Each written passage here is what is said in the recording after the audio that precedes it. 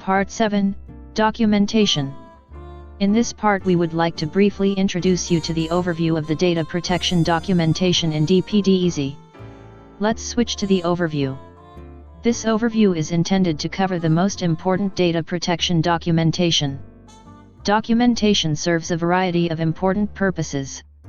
1. Compliance with the legal obligation to provide evidence, accountability, to the data protection authorities and in court proceedings. 2. Definition and documentation of standardized procedures. 3. Basis for defining the audit target for audits of controls and measures. 4. Training material for employees. 5. Protection against loss of knowledge, when employees leave the company or activities are rarely performed. 6. Transparency towards employees regarding the controls and measures put in place. The recorded documentation can be assigned to the individual measures and controls in the entry forms of the Technical Organizational Measures, TOM. Furthermore, in the entry forms for the software overview, the documentation can be assigned to the individual programs in order to document the measures and controls for risk reduction within the scope of the risk analysis.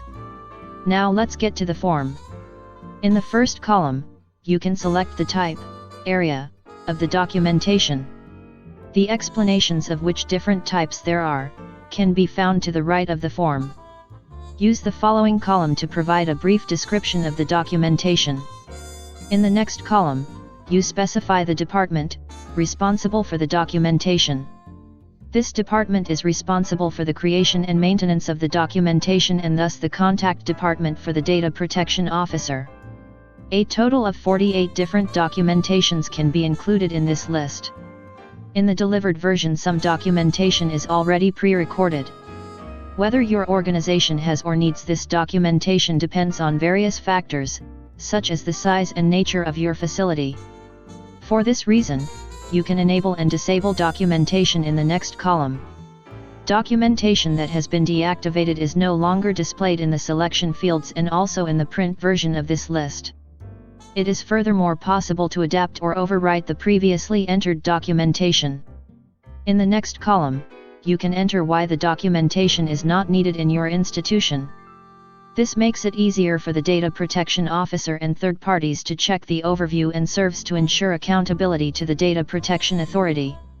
Like the controls, the software, and the processing, the documentation can be assigned to the individual business processes. This essentially serves to check completeness. Since nothing is as constant as change, a review cycle is set up in the documentation overview to ensure that the documentation is updated regularly. End Part 7.